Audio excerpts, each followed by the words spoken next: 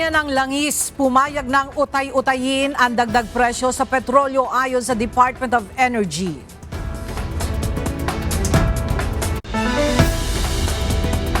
Department of Energy nagbabala laban sa profiteering at hoarding ng mga produktong petrolyo.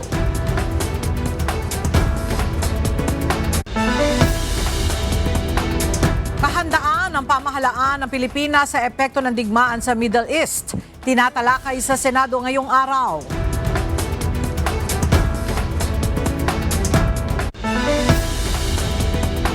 Four-day work week, nilinaw ng DOLE na voluntaryo at hindi sa pilitan. Adjustment sa work arrangement nakadepende sa employer at empleyado.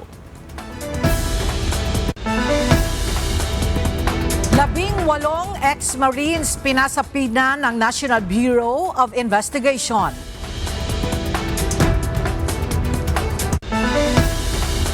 Bail hearing para sa malversation case ni dating Senador Ramon Bong Revilla Jr. at iba pa sisimulan na sa April 6.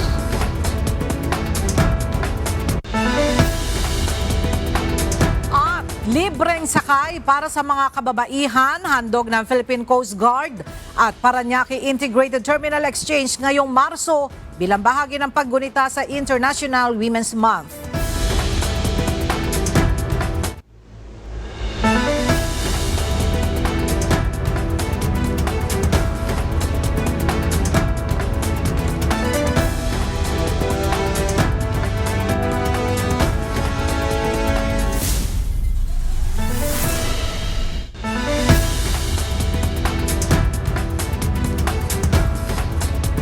Magandang tanghali mga kasangbahay. Ngayon po ay araw ng Biyernes, March 6, 2026. Tayo po ay sabayang napapakinggan sa Radyo La Verdad 1350, ang UNTV Radio. At una sa mga balita ngayong tanghali.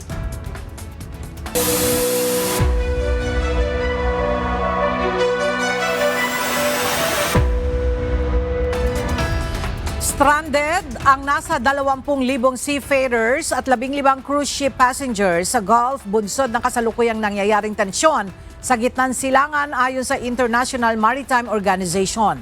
Nagdulot ng matinding panganib ang naturang labanan sa mga pangunahing daanan ng mga barko gaya sa Strait of Hormuz, kung kaya't idineklara ito ng maritime sector na warlike operations area. Marami na mga barko ang nadamay sa mga pag-atake kung saan 2 ang nasawi at 7 ang mga nasugatan. Dahil dito, ipinahinto na muna ng mga shipping companies ang pagpapadaan ng kanilang mga barko sa naturang lugar na nagdulot naman ng pagka-stranded ng mga nasa daan-daang mga vessels, pagkaantala ng global oil supply at pagtaas ng presyo ng langis. Mayroong 5 mga Philippine registered ship ang nasa risk area mula sa gulo sa Middle East ayon sa Maritime Industry Authority o Marina. Ayon kay Marina spokesperson Director Luis De Los Santos, inabisuhan na nila ang mga ito na lisanin ang risk area upang hindi mapahamak. Ipinaliwanag din ng opisyal na kapag Philippine registered ship, ito ay yung mga barko na pawang mga Pilipino ang nakasakay na tripulante. Sa tingin po natin ay sumunod naman po sila sa ating mga advisories at magbibigay po kami ng updates kung nasa na po yung mga actual na mga locations po nila. So far, may 5 po tayo na binabantayan po. Siguradong tataas ang presyo ng mga petrolyo sa susunod na linggo ayon sa Oil Industry Management Bureau ng Department of Energy. Bunsod ito ng epekto ng gulo sa gitnang silangan. Ayon kay DOE, OIMB Director Rino Abad, hinihintay lang nilang matapos ang trading days para matukoy kung magkano ang itataas sa kada litro ng petrolyo. Para naman mapawi ang pangamba ng mga motorista, hindi anya agad ipapataw ang malaking patong sa presyo ng petrolyo dahil kakausapin ng Department of Energy ang mga oil companies na magpatupad ng staggered o utay-utay na oil price increase. Ang confirmed na ho ngayon ay magkakaroon ho tayo ng increase Pero yung sa amount, meron hong instruction ng aming secretary na hintayin mo ang end of this week para makumpleto ho natin yung 5 trading days, makompute natin yung magiging total estimate for the week. Nagbabala ang Department of Energy kaugnay sa posibilidad ng profiteering at hoarding ng mga produktong petrolyo. Ito ay sa gitna ng nakaambang pagsipa ng presyo ng langis, bunsod ng nagpapatuloy na gera sa Middle East. Narito ang report ni Asher Kadapan Jr. Pinaigting pa ng Department of Energy o DOE ang kanilang pagbabantay sa kalakalan ng mga produktong petrolyo matapos na makatanggap ng sumbong hinggil sa posibleng hoarding o pag-iimbak ng langis ng higit sa kailangan. Gayon din ang profiteering o pagbebenta sa mas mataas na presyo ng petroleum products. Para sa kerosene at liquefied petroleum gas o LPG, ang hoarding at profiteering ay illegal na pagmamanipula ng presyo. Mayroon itong kaukulang parusa na multa at pagkakulong. Ayon sa DOE, nakipag-ugnayan na sila sa Department of the Interior and Local Government o DILG at Philippine National Police o PNP para sa agarang pag-aksyon laban sa mga lumalabag. Nagsumite na rin ang mga DOE Field Office sa Luzon at Mindanao ng inisyal na ulat. Kabilang na dito ang mga sumusuportang ebidensya na nagpapakita ng potensyal na irregularidad sa fuel supply at retail practices. Biniberipikan na rin ito ng kagawaran at nililikom bilang bahagi ng proseso ng case build-up at pagsangguni sa kaukulang aksyon ng mga law enforcement agency. Sa isang pahayag, tiniyak ni Energy Secretary Sharon Garin na hindi nila pahihintulutan ang anumang tangkang pananamantala sa kasalukuyang sitwasyon na makakaagrabyado sa mga mamamayan. Sa ilalim anya ng direktiba ni Pangulong Ferdinand Marcos Jr., ipinatutupad ng gobyerno ang whole of government approach upang protektahan ang publiko, habang pinapanatili ang maayos na supply at distribusyon ng petrolyo. Kaugnay nito, nananawagan ang DOE sa publiko, lalo pa sa mga consumer, na agad na i-report ang anumang kahinahinalang insidente ng hoarding at iba pang pananamantala. Maaari nilang magsumbong ang mga consumer sa DOE sa pamamagitan ng government hotline na 8888 at Consumer Welfare and Promotion Office na may telephone number na 02-8840-2267. Pwede ring makipag-ugnayan sa official Facebook Messenger ng DOE o sa kanilang email na cwpo@doe.gov.ph. Hinihimok ang publiko na kumuha ng mga larawan o video bilang ebidensya ng pananamantala. Hinihikayat din na isama ang mga detalye gaya ng pangalan ng gasoline station, eksaktong lokasyon, petsa at oras ng insidente at nakapaskil na presyo at resibo.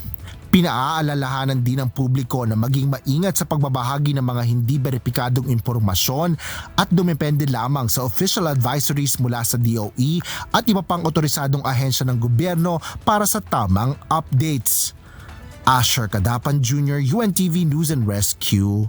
Diyos ang aming sandigan, serbisyo publiko ang aming pinahahalagahan. 7 hanggang 28 pesos ang maaaring itaas ng mga produktong petrolyo sa susunod na linggo bunsod na nangyayaring gulo sa Middle East. Ayon sa Department of Energy, sa laki ng inaasahang oil price increase, pumayag na ang mga oil company sa bansa na utay-utayin ang pagpapatupad nito. Alamin natin ang update mula sa report ni Asher Kadapan Jr. live. Asher, magkano ang inaasahang ipapataw na dagdag na presyo ng mga kumpanya ng langis sa susunod na linggo base na rin sa naging kasunduan nila ng DOE? Ella, iaanunsyo ang final na price adjustments para sa pagtaas sa presyo ng mga produktong petrolyo sa Sabado hanggang sa Lunes ng umaga. Ito ang inihayag ng Department of Energy Oil Industry Management Bureau o DOE-OIMB alinsunod sa direktiba ni Secretary Sharon Garin. kinumpirma ni DOE OIMB Director Rino Abad na may pagtaas sa presyo ng produktong petrolyo sa susunod na linggo. Bunsod ito ng tensyon sa Middle East kung saan isinara ang Strait of Hormuz na bahagi ng coastline ng Iran kung saan dumadaan ang bahagi ng malaking supply ng langis. Ayon sa ahensya, hinihintay lang nila na makumpleto ang 5 araw na trading days upang mabuo o makuha ang total o kabuuang taya nila sa fuel price adjustment sa susunod na linggo. Ito rin anya ang hinihingi ng mga oil company para makapagdesisyon naman sila kung magkano ang ipatutupad na staggered o utay-utay na dagdag presyo sa mga produktong petrolyo. So, ang nagiging available ho talaga tayong option ngayon para to mitigate the price for next week kasi napaka-bilis na ho ng panahon, maliit na lang ho yung mga araw na yan, ay yung option nga na ma-implement yung staggered price increases para hindi ho mabigat isang bagsakan lang at ang laki-laki ng magiging adjustment. I-spread out na lang ho ito para hindi ganong kalaki ang impact sa ating mga consumer. Bukod sa staggered fuel price increase, tiniyak ni Director Abad na tuloy-tuloy na rin ang fuel discount sa mga oil company. Inaasahan nilang makatutulong ito upang maibsan ang nakaambang pagtaas sa presyo ng mga petrolyo na ipatutupad simula sa Martes. Muli namang nagpaalala ang DOE OIMB sa publiko na tumulong sa pagko-conserve ng ng fuel o ng mga gasolina at kung maaari, kung kaya naman na magsama-sama o mag-carpooling ay gawin ito para makatipid sa krudo. Yan ang latest balik sa'yo, Ella. Maraming salamat, Asher Cadapan Jr. Nanawagan ang ilang senador na bigyan ng fuel subsidies ang mga nasa transportation sector bunsod ng inaasahang pagsipa ng presyo ng mga produktong petrolyo. May balita si Jed Neresina. Naghain si Senator Bam Aquino ng Senate Bill No. 1923 na naglalayong bigyan ang Pangulo ng kapangyarihan na suspendehin ang excise tax sa petrolyo tuwing may krisis sa pambansa o pandaigdigang pang-ekonomiya. Ito rin aniya ang dahilan kung bakit siya nananawagan na mabigyan ng tulong ang mga nasa transport sector, kabilang na ang mga driver at operator ng mga pampublikong sasakyan. Binigyang diin ng senador na lalong hihirap ang sitwasyon ng mga jeepney at tricycle driver dahil sa nakaambang pagsipa ng presyo ng mga produktong petrolyo, bunsod ng nagpapatuloy na tensyon sa Middle East. Kaya't kinakailangan aniya na magkaroon agad ng fuel subsidies. Mas mabilis na solusyon naman ang inilalatag ni Senator Sherwin Gatchalian para sa Senate Finance Committee Chairperson. Dapat na gamitin ng pamahalaan ang contingency fund ng Pangulo para sa agarang ayuda sa mga PUV driver. Gate ni Senator Gatchalian, huwag nang hintayin na umabot pa ng $80 kada bariles ang presyo ng langis bago mag-abot ng tulong dahil ngayon pa lamang ay iniinda na ng mga tsuper ang mahal na krudo. Sumang-ayon naman dito si Senate Committee on Foreign Relations Chairperson Senator Erwin Tulfo. Ngunit babala niya, hindi lang ang transport sector ang tinatamaan ng krisis na ito. Binigyang diin ng mambabatas na pasa ng lahat ng Pilipino ang epekto ng gulo sa ibang bansa. Kaya dapat maging handa rito ang pamahalaan. I agree with that. Pwede po yun. Pero ang problema ho doon, paano po yung the rest of us? Yung sinasabi pantawid pasada po para po sa mga drivers. Ang pinakasolusyon pa natin para lahat po makinabang is alisin natin itong excise tax, di po ba? Kaugnay nito ay naghain ng senador ng panukalang batas o ang Senate Bill No. 1935. Nakapaloob dito ang mungkahing kapag umabot sa $80 per barrel ang presyo ng langis sa mundo ay dapat otomatikong alisin ang value-added tax.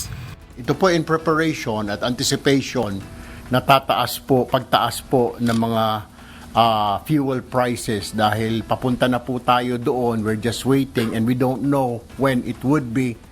Jed Neresina, UNTV News and Rescue. Diyos ang aming sandigan, serbisyo publiko ang aming pinahahalagahan. Posibleng hindi pa ngayon ang inihiling na taas pasahe ng lahat ng pampublikong sasakyan sa gitna ng banta ng patuloy na pagtaas ng presyo ng produktong petrolyo. Samantala, ayon naman sa Transportation Department, hindi nila agad mailalabas ang fuel subsidy dahil kailangan pa itong dumaan sa masusing proseso. Ang detalye, hatid ng balita ni Nel Maribuhok. Patuloy na sasangguni ang Department of Transportation sa economic team ng administrasyon para sa hiling ng ilang grupo na taas pasahe sa mga pampublikong transportasyon. Sa gitna pa rin ito ng banta ng pagtaas ng presyo ng mga produktong petrolyo dahil sa nangyayaring gulo sa Middle East. Pero sa ngayon, ayon kay Transportation Secretary Giovanni Lopez, hindi pa posible ang fare hike. Pagdating kasi sa ating fare hike, no, kailangan namin, sabi ko nga, we have to tread this very carefully with abundance of caution. Ang pagtataas po kasi ng pamasahe, at this point in time, ang kaakibat po niyan ay pagtataas ng mga bilihin. Matik po yan. Una nang inihayag ng Land Transportation Franchising and Regulatory Board o LTFRB na maaari silang magbigay ng provisional fare hike kapag pumalo na sa 60 pesos per liter ang diesel. Samantala, pinoproseso na ng DOTR ang kinakailangang requirements para sa pagbibigay ng fuel subsidy sa targeted sector na maapektuhan ng pagtaas ng produktong petrolyo. Sa kabila nito, ayon kay Secretary Lopez, hindi naman agad-agad itong maibibigay dahil na rin sa umiiral na batas sa pagbibigay ng subsidiya. Once we're done with the papers, we're going to ask for the NCA from DBM, no? At ang importante dito, yung certificate from the DOE. Kasi ang nakalagay po sa ating batas, kailangan umabot tayo ng $80 per barrel for 1 calendar month, an average. So kapag yan, nagawa natin ng Marso, umabot tayo doon, at least pagdating ho ng Abril, kapag naayos na po lahat ang mapapeles, magbibigay na lang tayo ng subsidiya. Nel Maribuhok, UNTV News and Rescue, Diyos ang aming sandigan, serbisyo publiko ang aming pinahalagahan. Nagsimula na ngayong araw ang pagtalakay ng Senado sa kahandaan ng pamahalaan sa mga posibleng epektong dala ng gulo sa gitnang silangan. Dinaluhan ito ng lahat ng concerned agencies na inaasahang tutugon sa krisis. Mula sa Senado, may ulat si Jed Neresina Live. Jed, ano yung mga ahensya ang inaanyayahan ng komite dyan sa Senado na dumalo sa pagdinig at ano na yung mga natalakay na issue? Aga kabilang doon sa mga inanayahan ng Senado sa pagdinig ngayong araw ng Senate Committee on Foreign Relations ay yung Department of Foreign Affairs, Department of Migrant Workers, OWA, Department of Energy, Energy Regulatory Sector at iba pang concerned agencies. At nabanggit na kanina sa nasabing pagdinig na umabot na sa 6,000 yung mga natulungang OFW ayon sa DMW, ngunit small number pa lang ito ng mga humihingi ng tulong sa ahensya at monitoring sila sakaling tumaas pa o dumami yung bilang dahil ongoing o nagpapatuloy pa rin yung tensyon sa gitnang silangan. Ilang araw matapos magsimula ang gulo sa gitnang silangan, nagsagawa ngayong araw ang Senate Committee on Foreign Relations ng pagdinig kaugnay rito. Ayon sa chairman ng komite na si Senator Erwin Tulfo, layunin ng pagdinig na makuha ang latest situation sa mga lugar na apektado. Bukod dito ay kung ilan ang apektado at kung nasaan ang mga ito at ano na ang pangunahing problema na kailangang paghandaan ng pamahalaan sa mga susunod na araw, lalo na kung magtatagal ang nangyayaring gulo. Batid ng karamihan na sa kabuuan ng Middle East, ang Saudi Arabia ang may pinakamaraming bilang ng OFWs na nagtatrabaho ngayon na apektado sa krisis. Kaya isa sa target ng hearing ay marinig ang nakahandang plano ng pamahalaan para rito.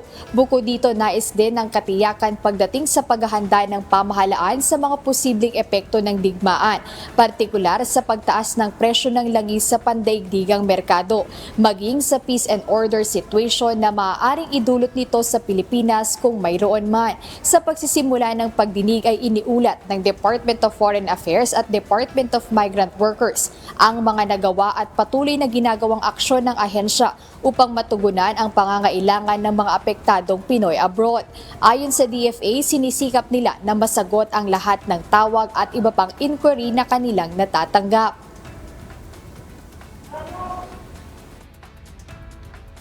At this time, communication networks in all countries that are affected remain operational, although sometimes there are interruptions in data and phone, enabling continuous coordination among FSPs and the Home Office, and also allowing close coordination between us and them as well, including with other partner agencies. All FSPs are on alert, and I wish to note that we have reiterated to them the need to keep their phone lines operational and answered at all times. They will extend their best effort to ensure that we are able to reply to all their queries at all times. Agad na pag-usapan din kanina sa pagdinig ng Senate Committee on Foreign Relations ay yung repatriation process kung saan ayon sa DMW may iba't iba silang criteria na kino-consider pagdating sa repatriation. Una dito is minomonitor nila yung mga lugar na target ng mga pagsabog o putukan at ito yung mga area ng OFWs na pangunahin nilang uunahin sa pagpapauwi dito sa bansa or tutulungan nila. Pangalawa dito is yung may mga nagpalista na or nag-request for repatriation at isa rin yun sa kino-consider nila. Maging yung physical at medical condition ay tinitake into consideration din ng DMW at tiniyak nila na nakamonitor naman sila doon sa mga apektadong lugar maging doon sa mga OFW na nandun sa ibang bansa. At ngayon nagpapatuloy yung mga inquiries ng mga senador sa iba't ibang ahensya, particular yung DFA at DMW na pangunahing nakamonitor doon sa gulong nangyayari sa gitnang silangan. Ayan muna update, balik sa iyo agad. Maraming salamat, Jed Neresina. Nanawagan ang Makabayan lawmakers kay Pangulong Ferdinand Marcos Jr. na i-certify as urgent ang presyo ibaba bill. Sa gitna ito ng krisis sa langis bunsod ng pag-atake ng US at Israel sa Iran. Ang detalye hatid ni Rosalie Coz live. Rosalie, ano ang isinusulong sa presyo ibaba bill?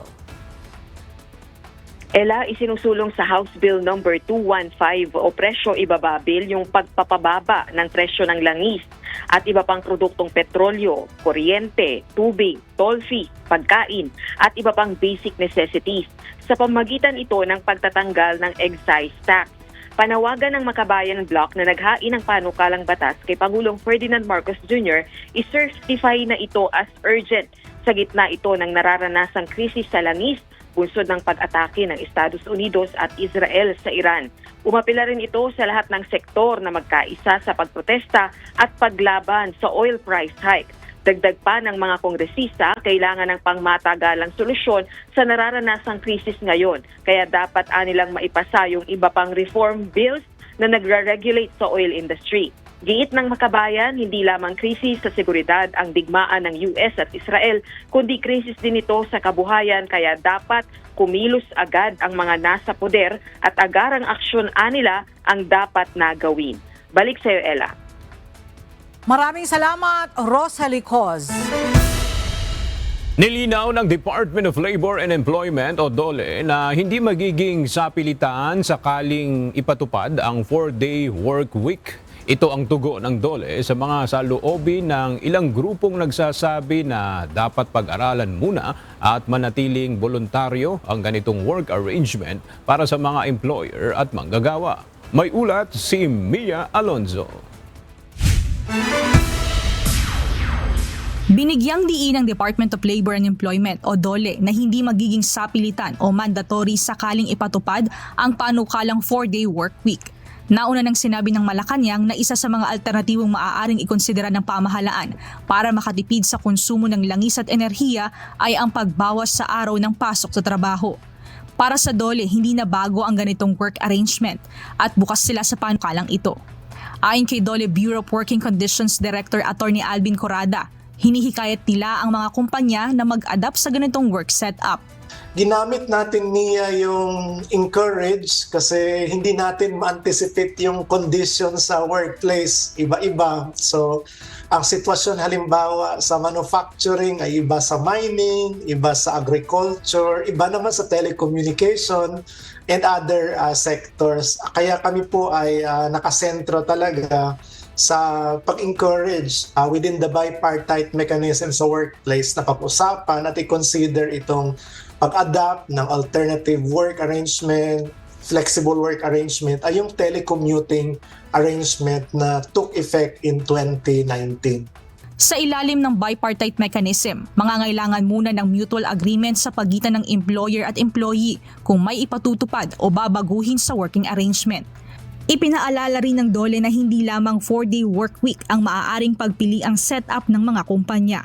Mayroon ding iba pang mga alternatibong setup gaya ng workers rotation, gliding o flexible schedule at iba pang pag-aayos ng oras ng trabaho depende sa pangangailangan ng isang industriya. Dagdag pa ng DOLE na mayroon ng existing policy framework na pwede nang i-adapt ng mga employer at manggagawa.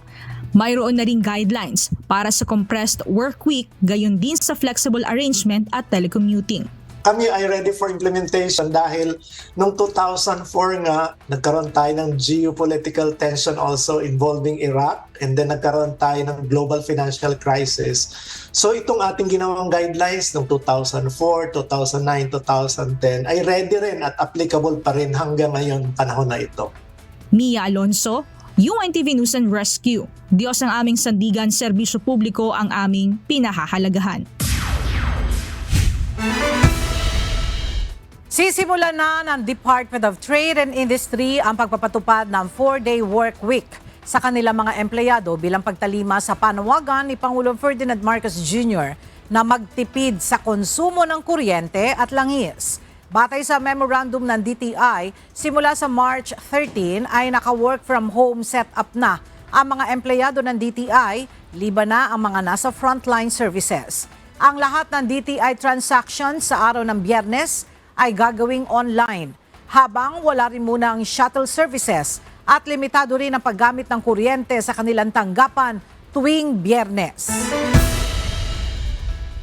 Kinikilala ni Pangulong Ferdinand Marcos Jr. ang malaking hamon na kinakaharap ngayon ng bansa, kabilang na ang hamon sa paghahanap ng trabaho at pagninegosyo. Ayon kay Pangulong Marcos, sa pagbabago ng ekonomiya at teknolohiya, kinakailangang gumawa ng mga programa ang gobyerno na makatutulong para hindi mahuli ang mga manggagawang Pilipino. Para sa detalye, may live report si Nel Maribuhok. Nel, ano yung mga programa ang inaasahan ng Pangulo na makatutulong para sa paghahanap ng trabaho at maging sa pagninegosyo ng mga Pilipino? Yes, Aga, ayon kay Pangulong Ferdinand Marcos Jr., tinututukan ng administrasyon ng skills training sa mga manggagawa at patuloy na job fair para maiugnay ang mga naghahanap ng trabaho sa mga employer. Ito ang kabilang sa binanggit ng Pangulo ng ilunsad ng trabaho at negosyo sa Pasay City kanina. Tiniyak ng Pangulo ang pagpapatupad ng mga programang tutulong sa paghahanap ng oportunidad at maging sa pagpapalago ng negosyo.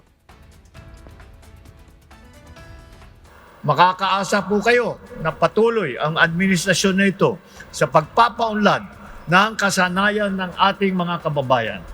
Ang pagpapalakas ng mga programang makakatulong sa bawat Pilipino na makahanap ng trabaho. Sa pamamagitan ng mas pinalakas na employment program, kabilang na ang skills training at business mentoring, mas napapalapit natin ang trabaho at pagkakataon sa ating mga mamamayan. Kinikilala ni Pangulong Marcos na sa kasalukuyan ay umaharap ang bansa sa iba't ibang hamon, kabilang na ang pag-usbong ng mga bagong teknolohiya na kailangan sabayan ng mga manggagawa at maging ng mga negosyo. Today, we live in a very uncertain world. What many of us have studied and developed a decade or even just a couple of years ago are sometimes we find no longer relevant. Industries are being reshaped by digital technology and artificial intelligence or AI. Traditional jobs are transforming. The skills that were once optional, now they are essential. Panawagan ni PBBM samantalahin ang mga pagkakataon para lumawak ang kaalaman at karanasan sa larangan ng pagdenegosyo sa pamamagitan ng iba't ibang programa ng gobyerno sa tulong na rin ng pribadong sektor. Yan muna ang ating update. Balik sa iyo, Aga. Maraming salamat, Nel Mariboho. Manatili po kayong nakatutok sa UNTV. Magbabalik ang C-News. Nagbabalik ang C-News. Pinabulaanan ni House Justice Committee Vice Chairperson at San Juan City Representative Bel Zamora ang paratang na double standards ang House panel sa ginawang pagtalakay sa impeachment complaints na inihain sa Kamara. Partikular na ang mga reklamong impeachment laban kay Pangulong Ferdinand Marcos Jr. at Vice Presidente Sara Duterte. May balita si Rosa Licos. Parehong pamantayan ang ginamit ng House Justice Panel sa pagtalakay sa mga reklamong impeachment laban kina Pangulong Ferdinand Marcos Jr. at Vice President Sara Duterte. Yan ang paninindigan ni House Justice Committee Vice Chairperson at San Juan City Representative Bel Zamora. Naniniwala si Quezon City 4th District Representative Bong Sontay magkaiba ang ginawang pagtrato ng House Justice Panel sa mga reklamong impeachment laban sa Pangulo at Vice Presidente. Anya, may mga aligasyong nakabatay sa conclusions at mayroon ding hindi malinaw ang salaysay sa mga reklamo laban sa pinakamatataas na opisyal ng pamahalaan. Pero magkaiba umano ang ginawang pag-handle dito ng House Justice Panel, bagay na tinutulan ni Representative Zamora. I beg to disagree. Ginamit po natin ang parehong standards, parehong pamantayan noong impeachment complaints against President BBM. Ngayon po sa impeachment complaints dito po kay Vice President. Dagdag pa nito, nakabatay sa panuntunan ng Kamara ang ginawa nilang pagtalakay sa sufficiency in form and substance ng impeachment complaints. For sufficiency in form, we use the same standards. Tinignan natin if there was a verification, if there was an endorsement, if there were notarizations. Yun po. For sufficiency in substance, yung mas importante po, we checked whether we complied with the rule of the House of Representatives that says there must be a recital of facts which will show the impeachable offense and constituting the jurisdiction of the Committee of 54 ang sumuporta sa sufficiency in substance ng dalawang reklamong impeachment laban kay VP Duterte at iisa lang ang tumutol, si Congressman Sontay. Samantala, formal nang natanggap ng kampo ni VP Duterte ang notice to respondent ng House Justice Committee at ang kopya ng dalawang impeachment complaints at may 10 araw ito para sagutin ang mga aligasyon laban sa kanya. Rosa Licos, UNTV News and Rescue. Diyos ang aming sandigan, serbisyo publiko ang aming pinahahalagahan. Muling humarap ngayong araw sa Sandigan Bayan sina dating Senador Ramon Bong Revilla Jr. at 6 pang kapwa-akusado sa kasong malversation. Kaugnay pa rin ito ng umano'y Ghost Flood Control Project sa Pandibulacan. Ang detalye sa report ni Evan Alvarez live. Evan, ano ang mga natalakay sa pre-trial ngayong araw?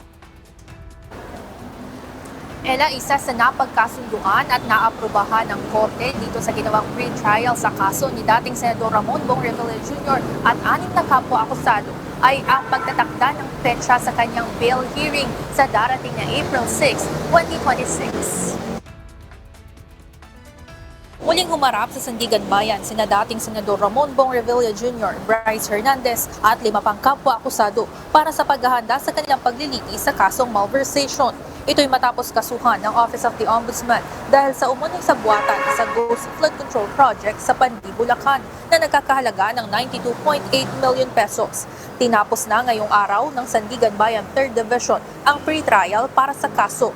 Isa sa napagkasunduan ay ang petsa ng mga pagdinig, partikular na ang pagsisimula ng bail hearing sa susunod na buwan, April 6. Matatanda ang naghain ng petisyon si Revilla upang makapagpiyansa noong huling linggo ng Pebrero. Naghain din ang iba pang akusado ng bail petition, maliban kay JP Mendoza. Itong hearing na ito ay hindi tungkol sa merits ng case or yung main case ng trial on the merits, no? Kung inosente ba siya sa krimen. Pero ang purpose lang nito is bail o para makalaya pangsamantala habang pending yung kaso. Mayroong 30 days ang korte para desisyonan kung papayagang pansamantalang makalaya ang mga akusado. 10 trial days naman ang inilaan para magpresenta ng mga witness ang prosekusyon. 20 testigo ang inaasahang isasalang sa bail hearing, habang 56 witnesses naman sa darating na trial proper. Kaugnay nito, tinanong ni 3rd Division Associate Justice Ronald Moreno kung sinong witness ang uunahing isalang. Hindi pinangalanan ng prosekusyon kung sino ang kanilang unang testigo dahil maaari pa nila itong mabago depende sa availability ng mga ito. Mariin itong pinuna ni Moreno at sinabing ang mismong saysay ng pre-trial ay upang makapaghanda ang parehas na panig sa paglilitis. Dagdag pa nito, dapat itong sabihin ng prosekusyon upang maiwasan ang surprise witnesses at para na rin anya sa spirit of transparency. Samantala, pinayagan naman ng korte ang prosekusyon na ipasa sa darating na Miyerkules ang hanay ng mga pangalan ng mga tetestigo para sa unang linggo ng Abril. Kanina, bago pa lamang dumating si Senator Revilla dito sa Sandigan Bayan ay nagtipon-tipon na yung kanyang mga taga-suporta mula Cavite sa labas ng Sandigan Bayan. Dito mariin nilang sinasabi na walang kasalanan ang dating senador at mariin namang idinidiin si dating DPWH Undersecretary Roberto Merdardo na siyang dapat nililitis ngayon ng korte. Sabi nila, patuloy nilang susuportahan ang dating mambabatas. Yan muna ang update mula dito sa Sandigan Bayan. Balik sa inyo dyan, Ella.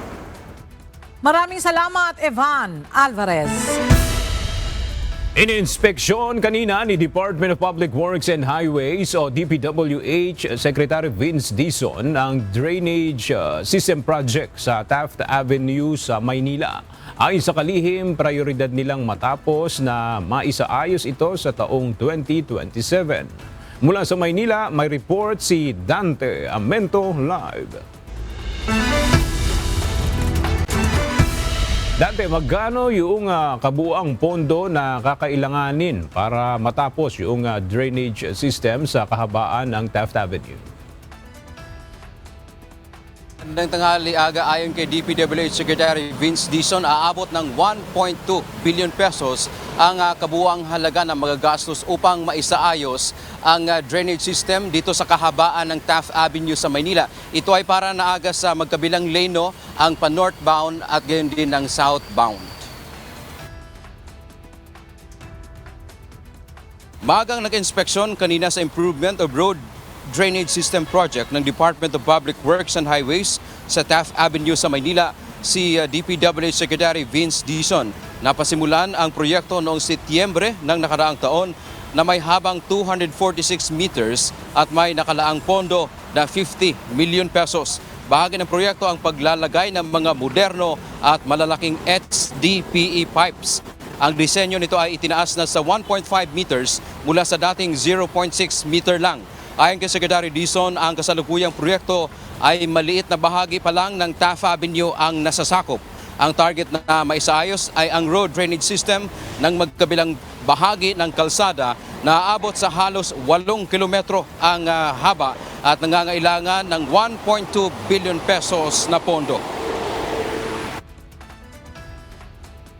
So ang ginagawa natin ngayon, nagsimula tayo dun sa Estero de Barrete, paakyat papuntang dito sa Taft Avenue, no, papuntang Gasal sa Pio Campo. Ang malaking problema natin dito, nung nakaraang mga taon, tingi-tingi na naman yung pondong ginagagay. No, tingi-tingi na naman yung pondong ginagagay dito. Itong budget na to, 2025 pa to, pero patapos na. No? Matatapos natin to by May or hopefully by within April. Matatapos natin. Pero 50 million pesos lang to.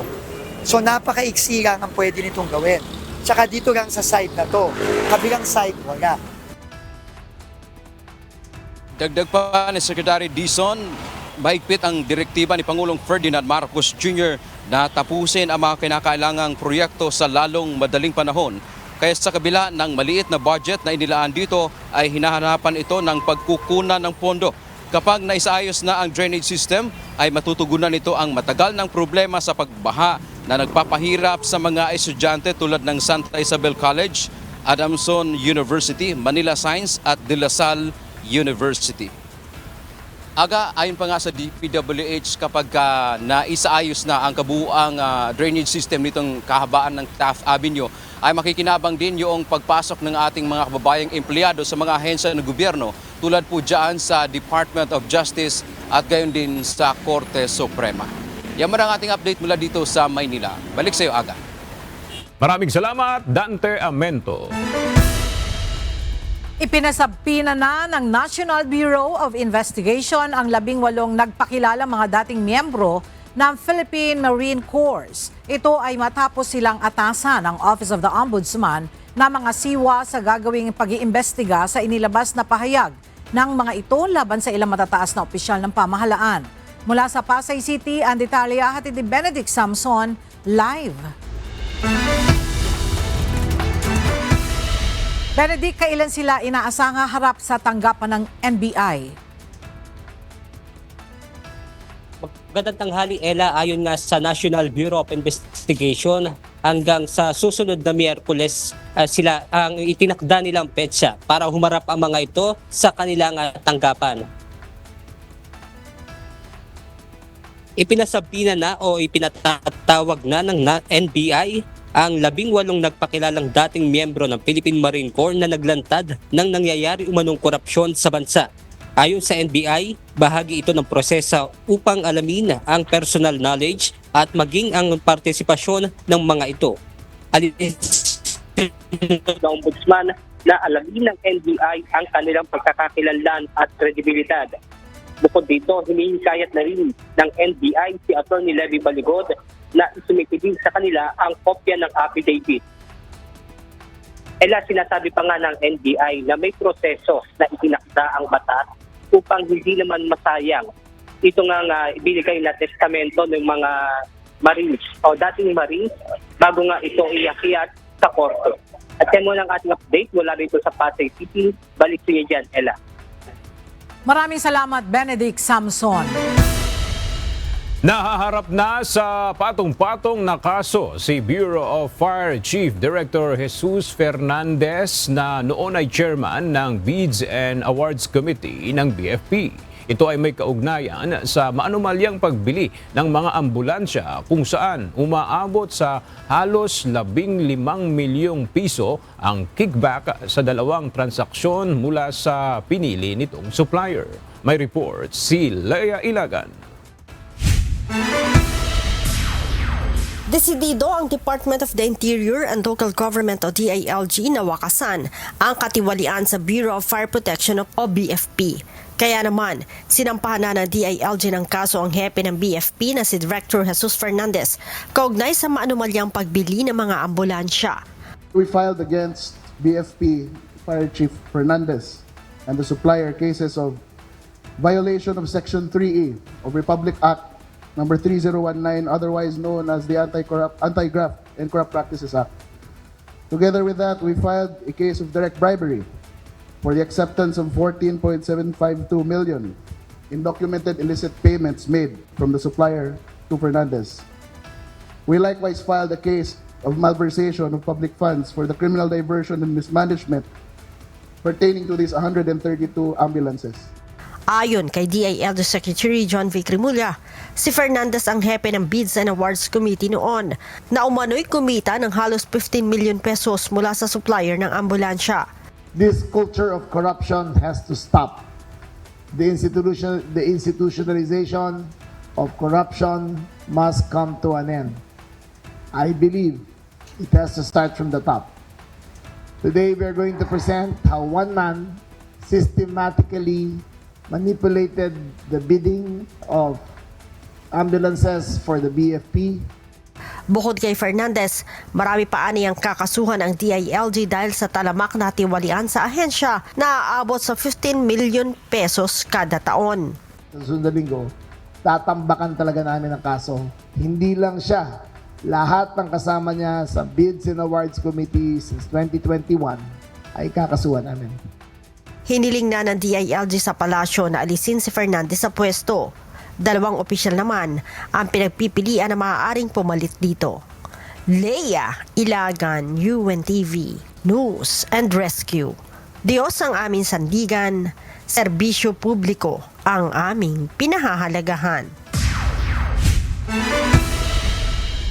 Pinangalanan na ng Department of the Interior and Local Government ang mga sangkot sa hazing sa Cavite kung saan may isang estudyante na namatay. Ayon kay DILG Secretary John Vic Remulla, nananatiling iisa ang hawak ng mga otoridad, subalit mayroon na silang pagkakakilanlan ng iba pang sangkot dito. Humingi tayo ng detalye ng ulat mula kay Leia Ilagan, live. Leia, ilan yung mga natukoy ng DILG na sangkot sa hazing? Magandang tanghali sa iyo, Ella. Naniniwala nga ang Department of the Interior and Local Government o DILG na maaaresto na sa lalong madaling panahon ang mga sangkot sa hazing sa Cavite na ikinamatay ng isang estudyante. Ito'y dahil kilala na ng mga otoridad ang 17 sa 21 suspect sa krimen. Sa katunayan, Ella, pinangalanan ni DILG Secretary John Vic Remulla ang mga suspect sa isang press conference kaninang umaga sa Maynila. Pinikayat din ng kalihim ang Tao Gamma Phi na isuko ang kanilang miyembro na sangkot sa insidente. Mensahe ni SILG sa mga sangkot, mas mabuting sumuko sila sa pinakamalapit na istasyon ng pulisya kaysa maglunsad ng police operation ng pambansang pulisya. Sinabi naman ni Mr. Martin Asturias, head ng National Judicial Council ng Tao Gamma Phi, na hindi nila tinotolerate ang maling gawain ng kanilang miyembro. Kinundi na din ito ang hazing at sinabing walang planong pagtakpa ng insidente. Inalis na rin daw ng mga ito ang ilang matataas na opisyal ng Tao Gamma Phi sa Cavite. Sa ngayon, Ella, isang suspect pa lang ang hawak ng mga otoridad habang pinaghahanap pa ang 20 iba pa. Ella? Alright, maraming salamat, Leia Ilagan. May umiiral pa ring amihan sa bansa sa kabila ng nararanasang init ng panahon. Ngunit ayon sa Pag-asa, unti-unti na ring mararamdaman ang pagpasok ng dry season ngayong taon. Ang detalye sa report ni Mia Alonzo. Mia, kailan inaasahan ng Pag-asa ang formal na pagpasok ng tag-init o dry season sa bansa? Magandang tanghali, Aga. Ayon sa Pag-asa, posibleng pumasok na ang tag-init bandang katapusan ng Marso. Pero sa ngayon, wala pang formal na deklarasyon ng Pag-asa na tuluyan ng patapos ang amihan. Patuloy pa rin ang nararanasang amihan sa ilang bahagi ng bansa, partikular na sa Northern Luzon. Ayon pa sa Pag-asa, hindi pa nakikitang mas higit na magiging matindi ang init ng panahon ngayong taon kumpara noong nakaraan. Sa kasalukuyan, weak La Nina o halos neutral na kondisyon lamang ang klima ang inaasahang mararamdaman ngayong 2026. Dahil dito, inaasahang mananatiling malapit sa normal ang mga kondisyon ng panahon bagamat posible pa rin ang panandaliang pag-init ng temperatura habang papalapit ang panahon ng tag-init. Siguro po mga bandang last week ng March or third to fourth week ng March pa baka mag-start na po yung talagang tag-init.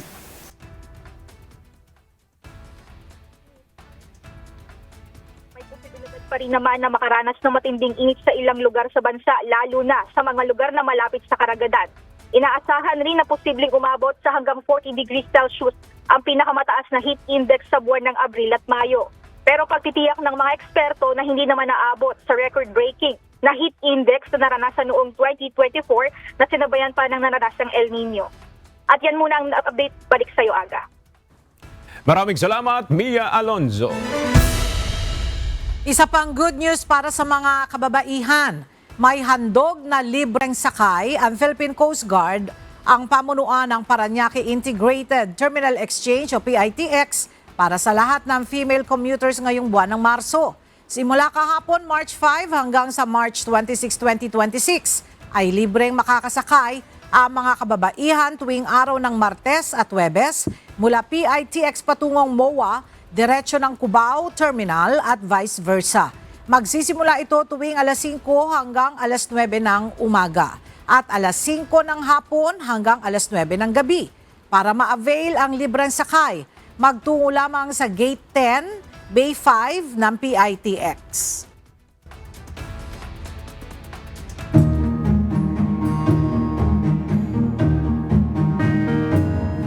Pinaghahandaan sa probinsya ng Cebu ang pagdaraos ng ASEAN Leaders Summit and related meetings sa darating na Mayo. Kabilang sa inaayos ngayon ng probinsya ang seguridad at kaligtasan ng delegado mula sa mga bansang kasapi sa ASEAN.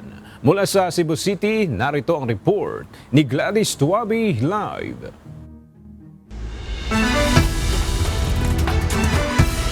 Gladys, gaano karami yung inaasahang dadalo sa ASEAN Leaders Summit dyan at ano ang mga paghahanda ang ginagawa ngayon ng lokal na pamahalaan? Aga, inaasahang 3,000 delegado ang dadalo sa pagpupulong at bilang bahagi ng paghahanda ay nagsagawa na ng coordination meeting ang Cebu Province kasama ang mga concerned agencies at local government units upang ilatag ang mga kailangang gawin, lalo na ang pagsiguro sa seguridad ng mga international guests. Nakatakdang isagawa ang ASEAN Leaders Summit and related meetings sa probinsya ng Cebu ngayong May 5 hanggang May 9. Sa 5 araw na pagpupulong, 11 bansa mula sa Asia ang inaasahang dadalo.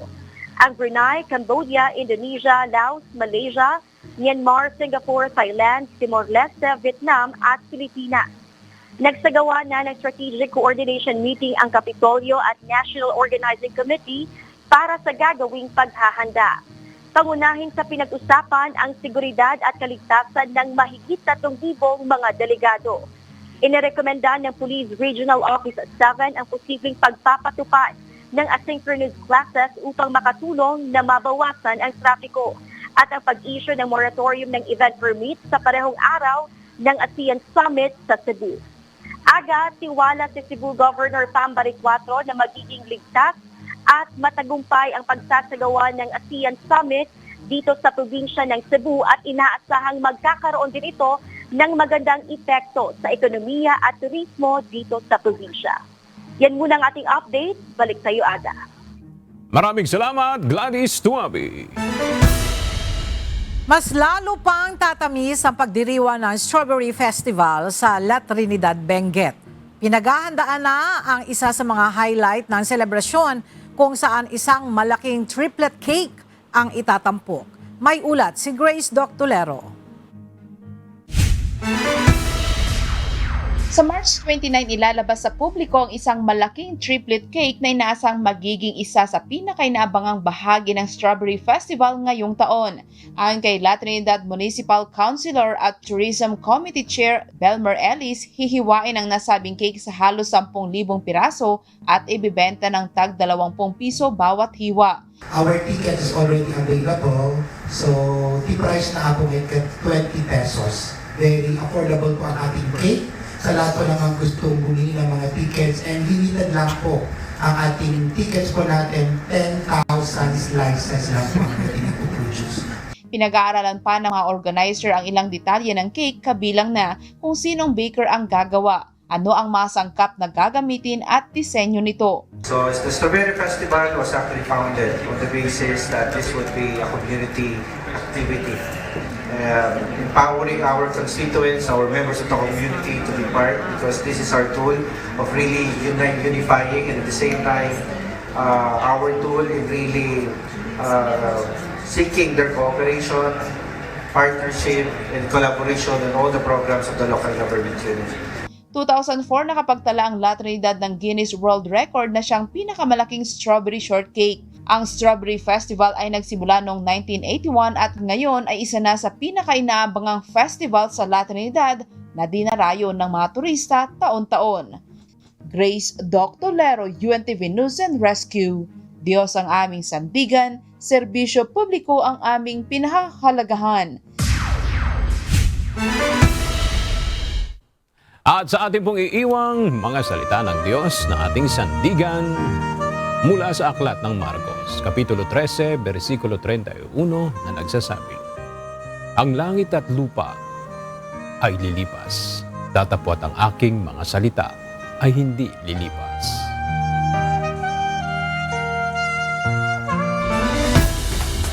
At yan ang mga balitang aming tinutukan at inaksyonan dahil sa aming pagbabalita, una ang pagkalinga sa kapwa. UNTV C News, may balita saan mang panig ng daigdig.